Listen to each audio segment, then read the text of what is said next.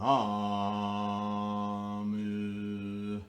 Myoho Renge Kyo.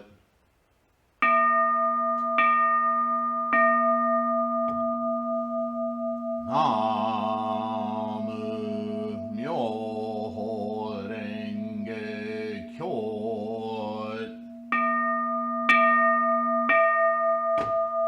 Namu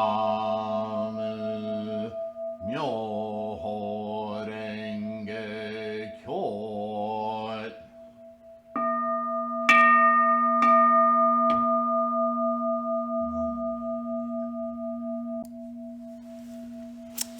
And hello, Namo Myoho Renge Kyo. Thanks for being here. I hope this finds you in good health and secure.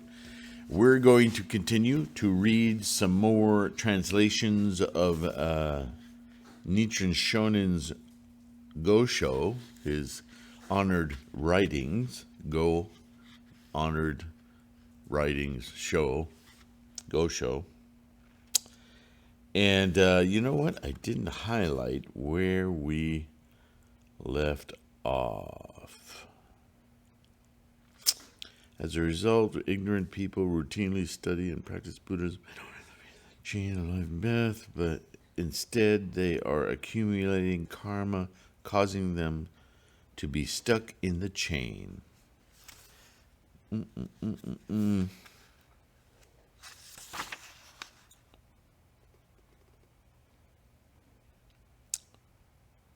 Yeah. So Nichiren, we're just starting out on this treatise on protecting the nation, and we just got started in the last video, and I believe we ended with Nichiren talking about people who were practicing provisional means of or early teachings of Buddhism, which in the age of Mappo, in our age, in our modern times, simply is ineffectual because it is not the experience of Buddha. It is a teaching of understanding our human state, and as opposed to or in reference to our ability to develop Buddha in our minds. Whereas the Lotus Sutra is the self-practice, the actualization, the actual invocation of Buddha within our minds. And we now are evolved in our mind, in our thinking, in our understanding, and there's powers of abstraction, simply in the understanding of how a human being works, and mind-body and mind-other and attachment. These are obvious things to us now. 3,000 years ago, not so much. So basically, Nichiren is reviewing what Shakyamuni said all along, is that at some time in the future, bodhisattvas of the earth, which is you and I, in other words, of the earth means future growing, future coming into manifestations, that's you and I, we will be able to understand and perceive the self-practice and propagate worldwide this practice of enlightenment, of awakening our minds, right? So, so that's what we ended on. He said, able to the time and capacity of the people of the latter age of degeneration, Mappo, or blindly practice the teachings without knowing whether they're taught by an ignorant teacher or a sage.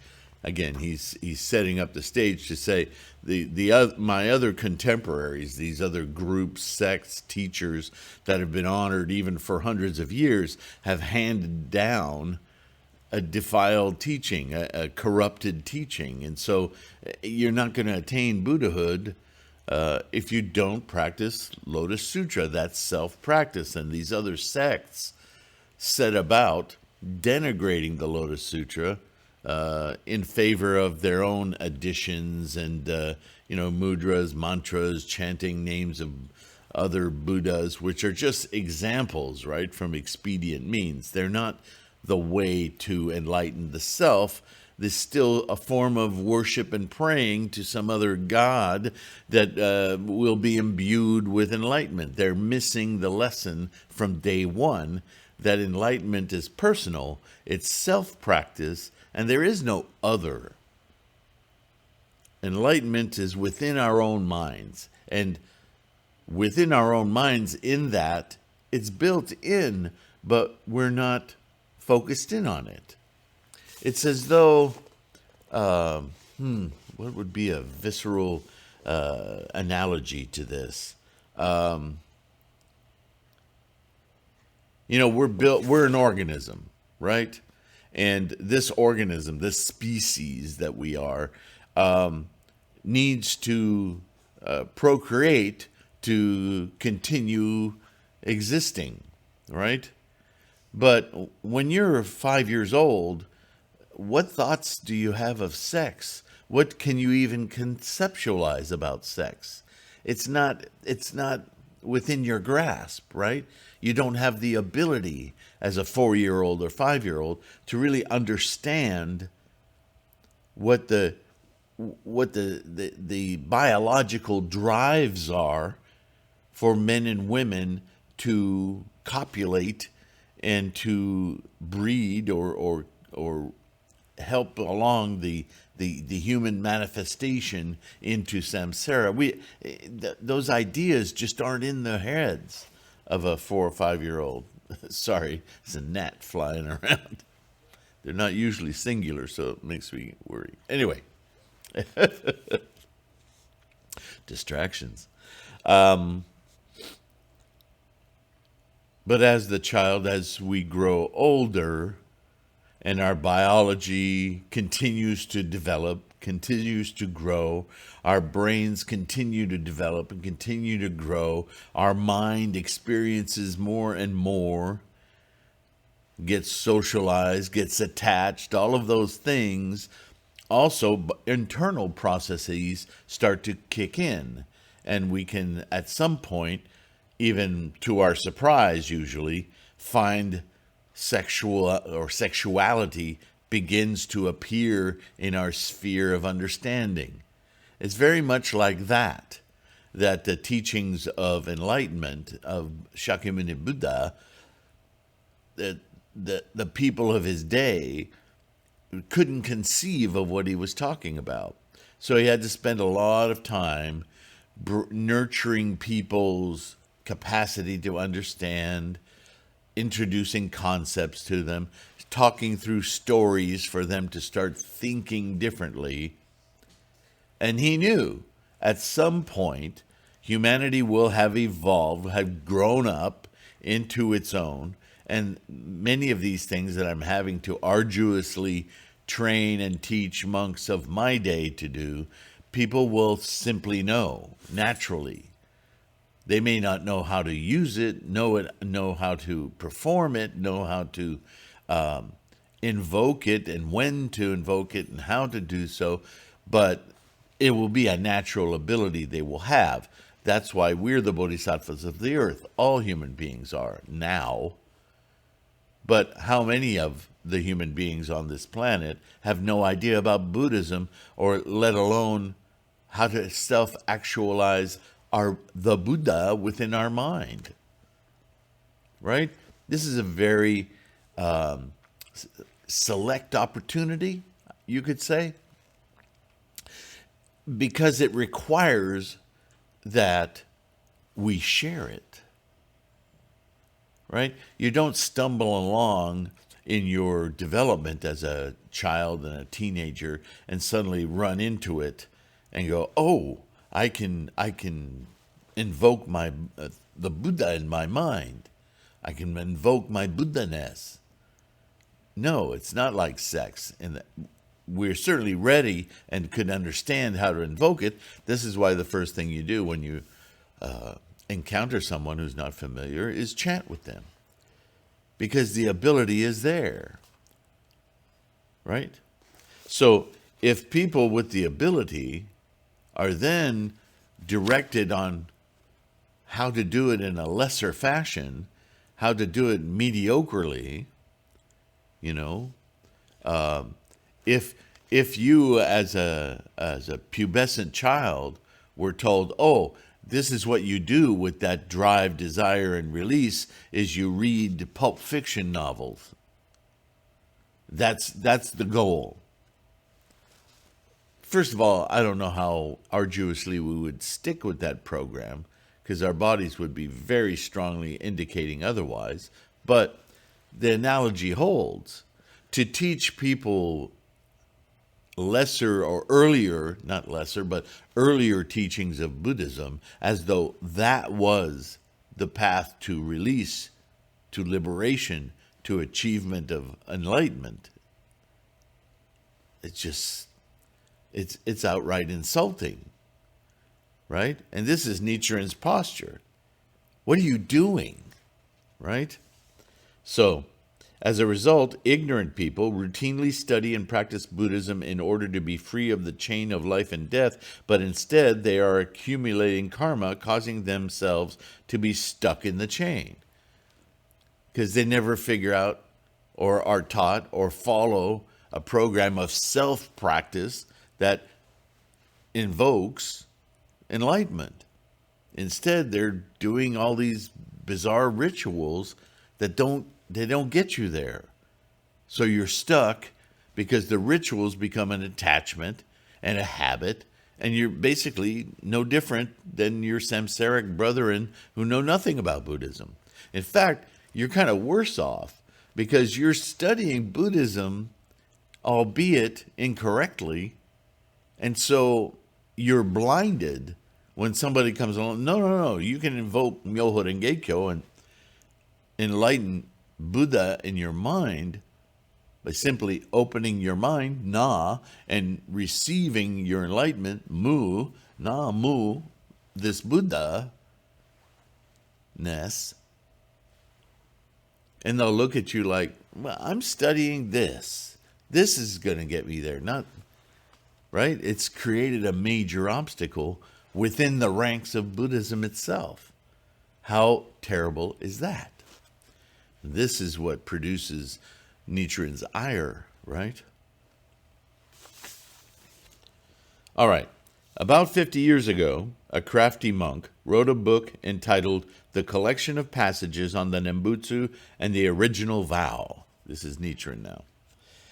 In which he maligned the doctrines of all Buddhist schools by advocating only the practice of the Nembutsu, the calling of the name of the Buddha of infinite life. For ignorant people in the latter age, in the name of the three Chinese masters, Tanluan, Daozhou, and Shantao, he divided all the Buddhist scriptures into two parts, the Holy Way Gate and the Pure Land Gate. As a result, provisional sutras were substituted for the true ones, thereby closing the direct road to Buddhahood of the Lotus and Shingon Buddhism, leading to Buddhahood and opening instead the narrow and steep way of the triple Pure Land Sutras. This is exactly what I was talking about. However, since provisional sutras were in fact preached to prepare people for the true sutras, to choose the former and discard the latter is also against the true intent of the triple Pure Land Sutras. So even within their own, that clever monk's own teachings, he was contradicting himself. This is often the case. It is an evil teaching that will forever prevent people from reaching the level of the four holy ones, Buddhas, Bodhisattvas, Pratyeka Buddhas, and Sravakas, causing them all to fall to the depths of the hell of incessant suffering. Nevertheless, the public at large follows this teaching just like twigs are swayed by strong winds, and his disciples revere this crafty monk, just as gods revere Indra. So, remember, we've talked about the hell of incessant suffering. This is actually our samsaric identification. Right? Have you ever heard the quote that man is a god who's simply unaware that he is? Man being mankind. I hate using the God word because there are no deities or gods in Buddhism, but the analogy still holds. In other words, we are all originally enlightened. We are Buddha. But we walk around in samsara, in this saha human world, unaware, like we're in a dream. That's the analogy, right? And all we need do is awaken Buddha in our own minds, and we live completely differently to our maximal potential instead of arduous obstacles and challenges, right? The way we normally experience life as human thingness, right? Physical realm.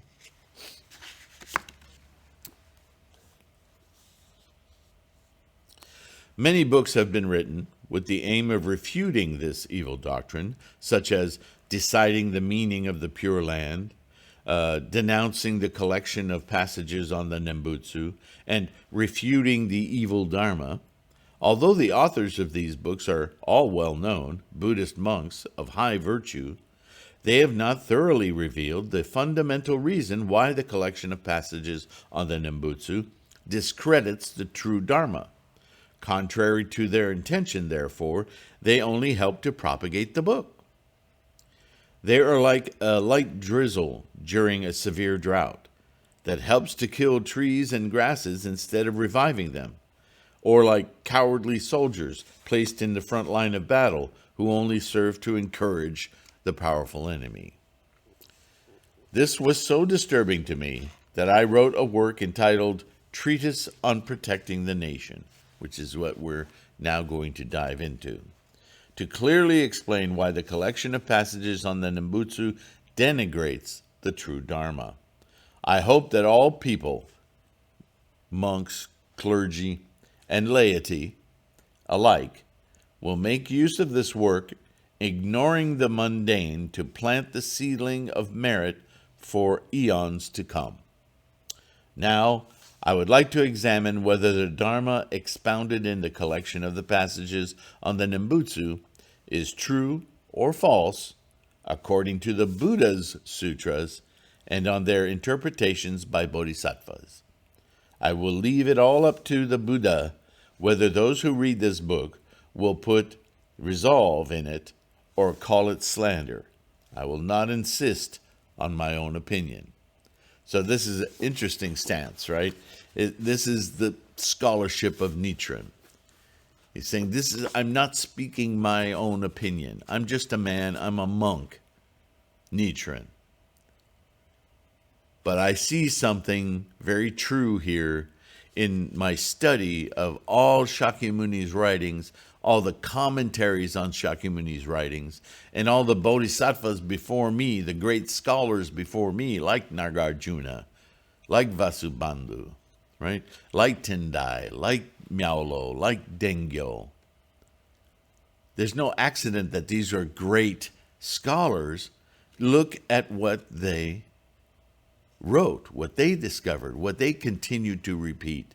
And for me, Nichiren, an ordinary monk, I am seeing a straight line through here that these other teachers that I'm surrounded by in Japan are simply not following. They're adding their own little twists and turns, and they're contradicting the very founder of this Buddhism. What are they doing? Right?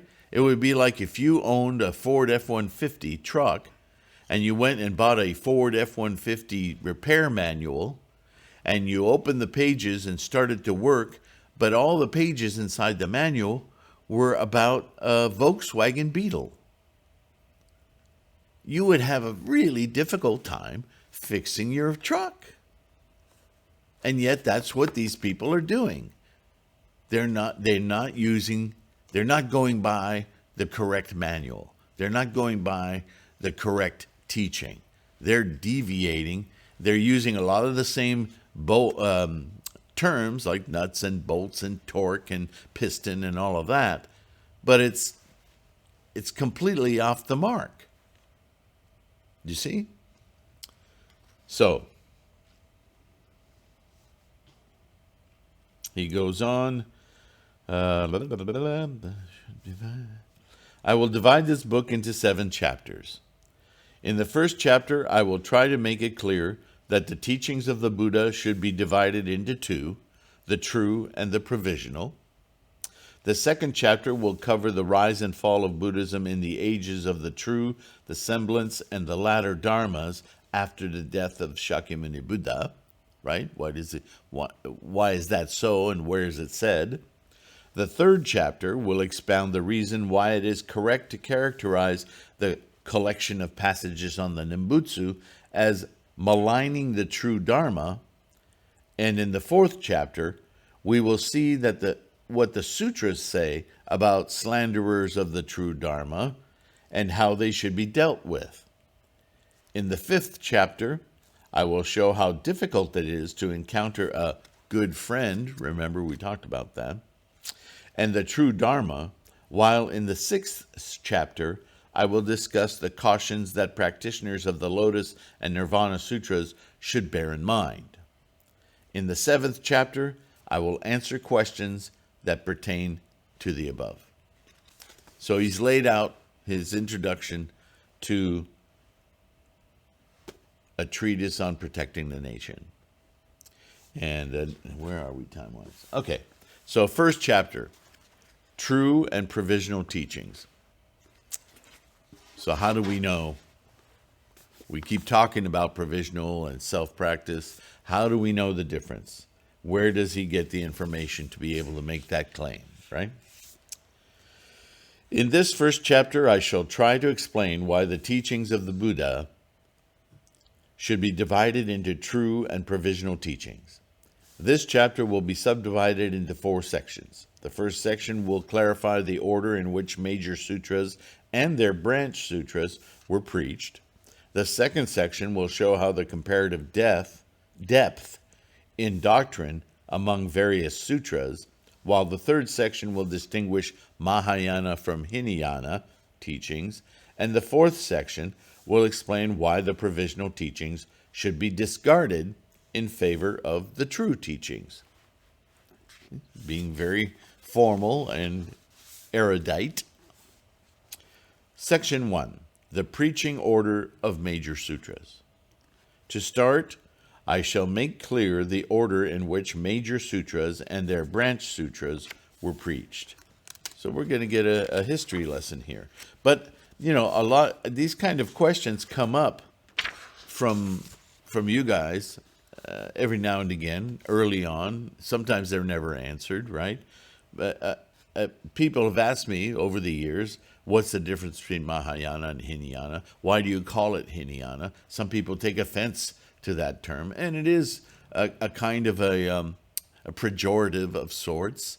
But in the scope of scholarship, we wouldn't make a mistake of understanding that when we teach mathematics to elementary school students, that it's on a par with physics and calculus or even trigonometry in later mathematics study, right? We know there's elemental mathematics, and then there's a whole new language to higher maths, right? We don't think that's insulting. There are categories to things. So let's think of it that way rather than a pejorative.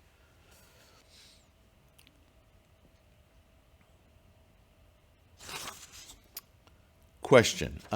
The famous Nichiren uses this device a lot, as we've discovered, right? So he poses a question. Which sutra was the first one preached by the Buddha? The answer, the Avatamsaka, the Flower Garland Sutra.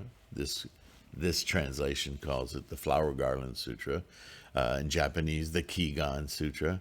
It's that when he first attained Buddha in his mind and understood it, he started right away talking about it to his immediate disciples. There was only a few left, right?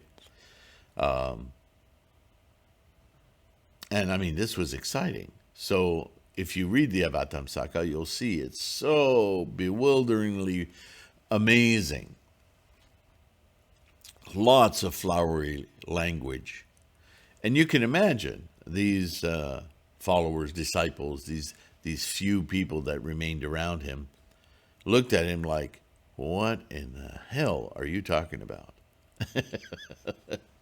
And they'd never heard anything like this. It was beyond their grasp. And so Shakyamuni didn't teach it for long, a couple of weeks. Different accounts, 2-3 weeks, but very short time. And then he probably, I could imagine he took a breath and thought, oh, it took me 7 years, 6 years to get to this. I've kind of jumped the gun. These people haven't, they haven't developed an understanding of their own mind well enough to understand what in the heck I'm talking about. Let me back off and start in basic steps and gradually build their understanding so they can possibly grasp this, right? So this is the order of teachings. Let's see how Nichiren puts it. Question, is there proof for this? You say the first teaching is the Kigan Sutra, the Avatamsaka, the Flower Garland Sutra, but where's the proof? This was thousands of years ago. How do you know this? Answer, yes, there certainly is. The second Jogen chapter of the 60 Facile Flower Garland Sutra states, quote, this is what I heard. At the time the Buddha attained perfect enlightenment for the first time at the Hall of Enlightenment in the Magadha Kingdom, this statement proves that this sutra was preached under the Bodhi tree where Shakyamuni Buddha had attained Buddhahood. Moreover, it is stated in the first introductory chapter of the Lotus Sutra that when the Buddha showed a potent omen of emitting a ray of light from the white curls between his eyebrows, Bodhisattva Maitreya saw Buddhas of the numerous worlds in the universe expound major sutras in 5 periods. He then asked Bodhisattva Manjushri what this all meant. Quote, the Buddhas, saintly masters, the lion-like ones, expounded the most wonderful sutra. I also saw them teaching many billions of bodhisattvas with pure and gentle voices, end quote. This indicates that the first preaching of the Buddha was the Flower Garland Sutra for bodhisattvas.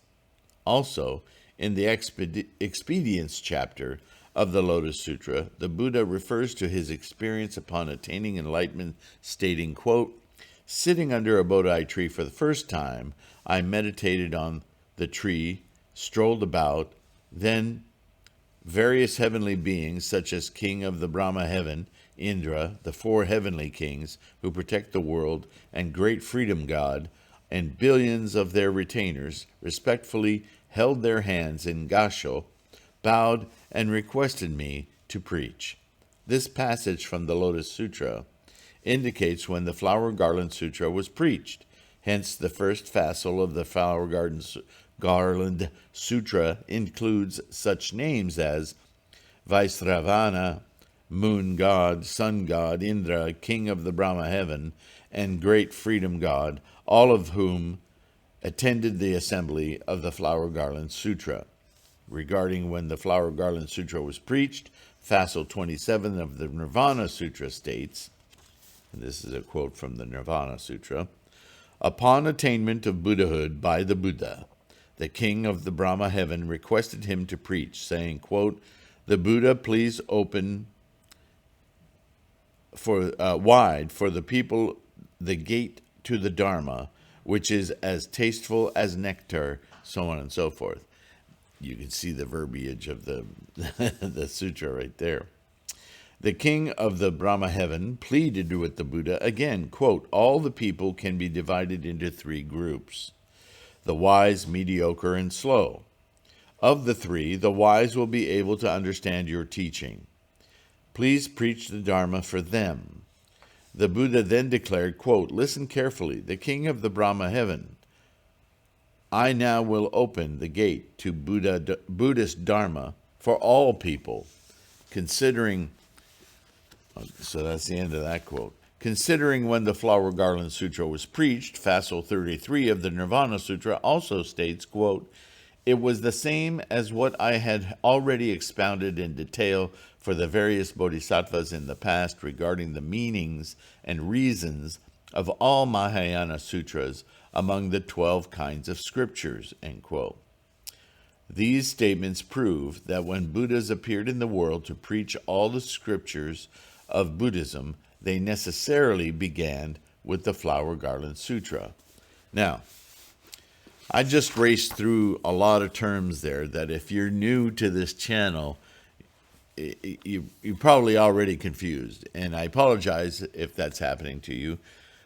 Please understand that I've already read through and explained, I don't know how many, hundreds of videos I've created on Nichiren Gosho.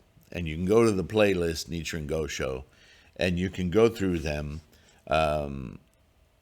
You will find videos on this channel on, where's the statement, for instance, where he says the 12 kinds of scriptures. What the hell is that? 12 kinds of scriptures. Well, I have a video. If you just put 12 in the search criteria of the homepage of this channel and put in 12, you'll get a results set of videos on the 12 distinctions, the 12. There's also a paper on threefoldlotus.com on the core study materials page on the 12, what's it called? It's not distinctions. What the heck is it called? The 12.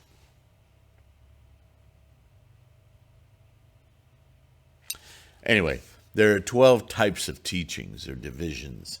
And so what you can do, and I encourage you to do this, is pause the video or make notes, and then use those notes on terms you're hearing that maybe you're unfamiliar with, that might help you understand more deeply what we're talking about here. And dig down use the site to dig down into these concepts, because they're repeated throughout all of Buddhism, really.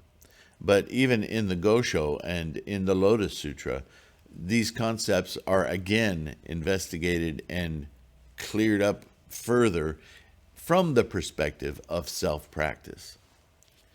So it's helpful to understand, for the same reason that if you started studying trigonometry today without having studied geometry or algebra or previous building that knowledge, it would be far more difficult to understand than if you took a moment and took a quadratic equation. What the heck is a quadratic equation? So go look that up, understand what a quadratic is, and then come back, and you can integrate that knowledge into your experience, right? Next question Nichiren poses. And you understand this methodology. He's Nichiren writing this document, and he's saying, here are the things that I think need to be addressed. And so I will ask them and pose a question to my reader, to my audience, right, that will help me to dig. The audience may not even know to ask this question, but as soon as I formulate it, they'll go, oh yeah, what is that? And in that way, I can entice them to listen to the answer so that they will inculcate some knowledge about what I'm speaking. Make sense? It's a good device. Question. The Sutra of Infinite Meaning declares, quote, the Four Noble Truths in the Hinayana Sutras were preached at the beginning, ... which were followed by Hodo Sutras, the Wisdom Sutra, and the Ocean Imprint Meditation of the Flower Garland Sutra. According to this, the Flower Garland Sutra was expounded after the Wisdom Sutra. How do you respond to this discrepancy? So this is obviously stuff that Nichiren knows these other teachers in his day are proposing, and people naturally, because that's what they're used to hearing, are going to confront Nichiren and say, well, you say Flower Garland was first and you're giving us proof, but our teachers say, so how do you respond to that? You see how this is how he's using the Q&A format. Answer: I believe the above list of teachings was preached not in chronological order, but according to the order of profundity in doctrine. On the other hand, if it was preached in chronological order, placing the Flower Garland Sutra after the Wisdom Sutra may be due to the latter part of the Flower Garland Sutra that was expounded after the first part of the sutra was preached by the Buddha during the first 3 weeks upon attaining Buddhahood. So here you go, 3 weeks. The Expedience chapter, that's Lotus Sutra, right? Of the Lotus Sutra, there you go, lists the lifetime teachings of the Buddha according to the profundity in doctrine. Quote, there is no other teaching except the Lotus Sutra, neither the Flower Garland Sutra nor the Wisdom Sutra and the Hodo Sutras, end quote. So, in the Buddha's own words, captured in the Lotus Sutra, it's made clear. Okay, question. What sutras were preached following the Flower Garland Sutra then? How are we doing time-wise? Good. Answer. Agama, the Hinayana Sutras, the Agama is the collection of early teachings, were preached following the Flower Garland Sutra. As I was saying earlier, the Flower Garland Sutra was the first sermon that Shakyamuni offered, and it befuddled the people who were following him. So he backed off and started with building blocks, like the Four Noble Truths, the Eightfold Noble Path, so on and so forth. These are all part of the Agama sermons, leading people from their condition, condition of understanding and their cultural realities, taking them as they were and lifting them bit by bit toward the ultimate of self-practice. But they needed to have a beginning point, right? Remember, these people were surrounded by all manner of Hindu and other. There's so much, no standardization, right? The Indian culture was a tremendous amount of people with different languages throughout the country, believing in myriad versions of Vedic origins. The Brahmins would come to their homes and tell them what their lives would be. There's so much mysticism in India, right? Even today. So he had to grapple with, let me harness this in and start to strip away all of this other junk and get to the core. But it takes some time. People don't let go of what they're raised with, right? What they think in terms of what they've been told for their lifetime. So to disabuse them of a lot of these mystic and inappropriate thoughts, it had to be done. You couldn't just say, okay, boom, do this. You're now going to be awakened. They would color that with all sorts of misinformation, right? And Buddhism is about a very central truth and building reason and logic. It has nothing to do with magical thinking, right? Okay, let's continue. Question: how do you know this? Answer: regarding what sutras were preached after the Flower Garland Sutras, the introductory chapter of the Lotus Sutra states, quote, to those who suffer, hating old age, sickness, and death, the Buddha preaches the teaching of nirvana, showing ignorant people the way to tranquility and extinction of worldly passions, the formations, right? In the Expedience chapter of the same sutra, it states, quote, the Buddha went to the deer park in Varanasi kingdom and preached the Dharma to 5 monks. Those were the remaining 5 followers when he attained enlightenment. It is also stated in the Nirvana Sutra, quote, "The Buddha preached on the middle way in the deer park of Varanasi kingdom," end quote. This indicates what sutras were preached after the Flower Garland Sutra. According to these scriptural statements, it seems clear that it was the Agama Sutras for Shravaka disciples, disciples of learning, the learning realm, right, the learning level, which were expounded after the Flower Garland Sutra for great bodhisattvas. In other words, the level of the teaching that Shakyamuni was talking on the first 3 weeks of his enlightenment was to people that were on the verge of understanding self-awakening, self-enlightenment. But it's like he was so excited he forgot that his disciples, these 5 remaining disciples, they hadn't been on Shakyamuni's journey. They were just waiting for something to happen. And so they weren't great bodhisattvas. They weren't at that level. Do you see?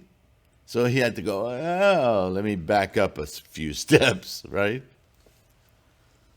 Question, what sutras were expounded following the Agama Sutras? So then what happened? They were the Hodo Sutras. How do you know this? Answer, it is stated in the Sutra of Infinite Meaning. At the beginning, the teaching of the 4 Noble Truths was preached in Agama Sutras. The Hodo Sutras were preached next. End quote. The Nirvana Sutra also states, the Hodo Sutras were preached after the Agama Sutras were, end quote. So it's, again, this isn't Nichiren saying this. This is Nichiren's scholarship, aware of all of the teachings of Buddhism, Shakyamuni, and all of the commentary. But he's quoting directly from Shakyamuni's sutras here, right? Question. Hodo is an Indian term meaning Mahayana in Chinese and Japanese. The Flower Garland, Wisdom, Lotus, and Nirvana Sutras all belong to the Mahayana Hodo Sutras. Why do you then call only those sutras preached in the Hodo period the Hodo Sutras? Answer. In fact, not only sutras of the Hodo period are considered Hodo Sutras, but also such Mahayana sutras as the Flower Garland, Wisdom, and Lotus also belong to this category. Nevertheless, there are clear reasons why only those teachings preached during the Hodo period are called Hodo Sutras. Precedents for this can be clearly found in the Sutra of Infinite Meaning and the Lotus Sutra, Nirvana Sutra. The enlightenment preached in the Agama Sutras is strictly of the Hinayana teaching.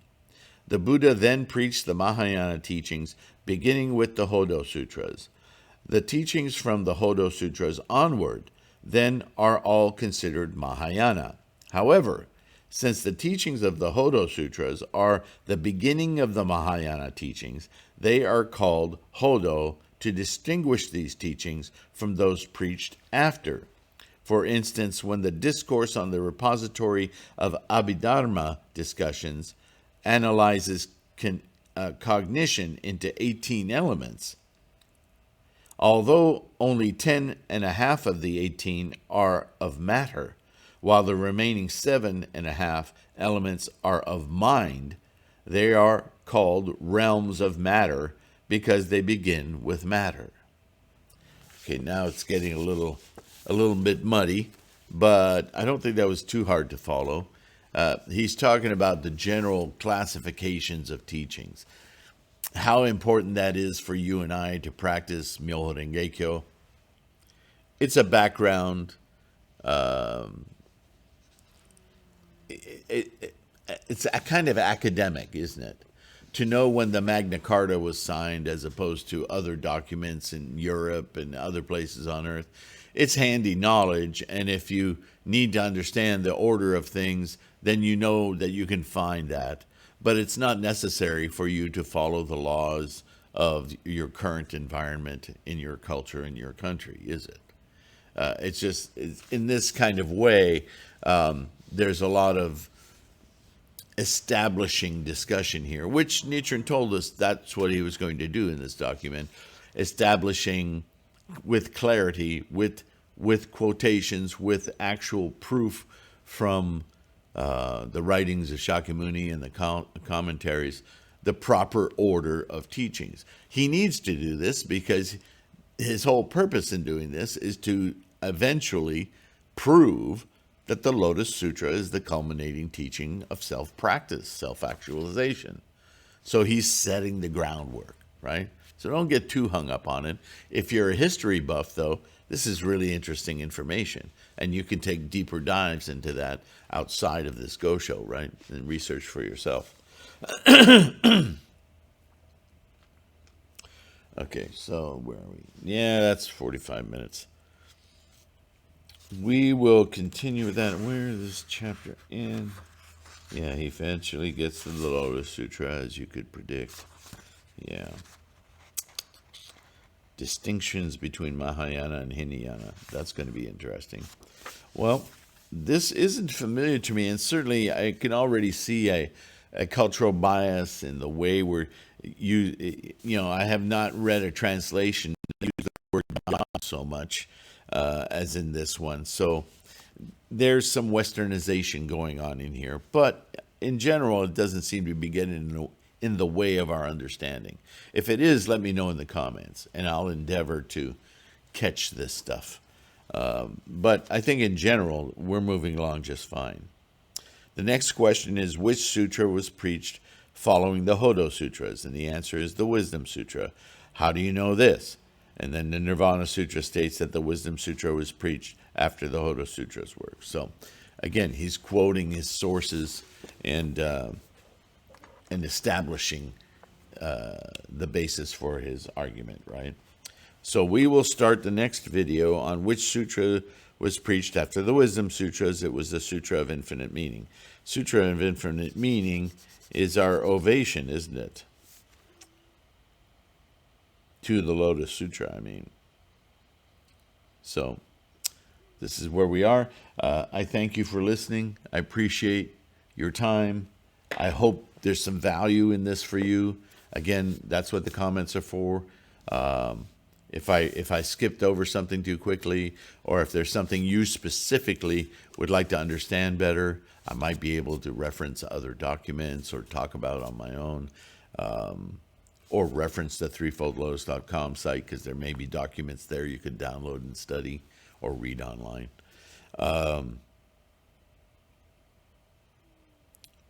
But yeah, this whether this translation is that different, it seems like there's a corollary I've read before.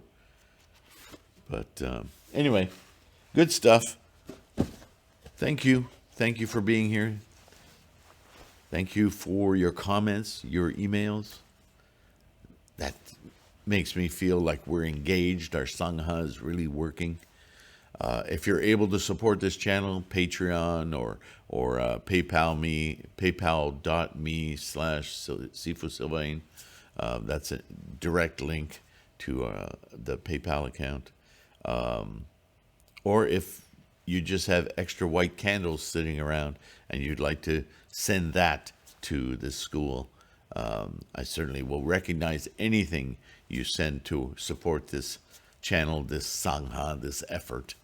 And as Nichiren does, I will offer a profound daimoku and gongyo to those contributions, so that all of our enlightenment will be bolstered.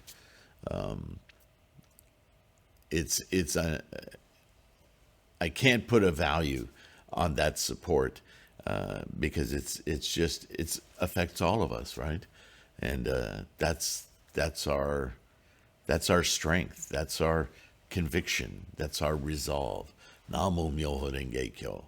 So thank you. And like, subscribe, share, all of that has value in our bodhisattva effort, right? So thank you very much. And I will see you in the next one. Bye for now.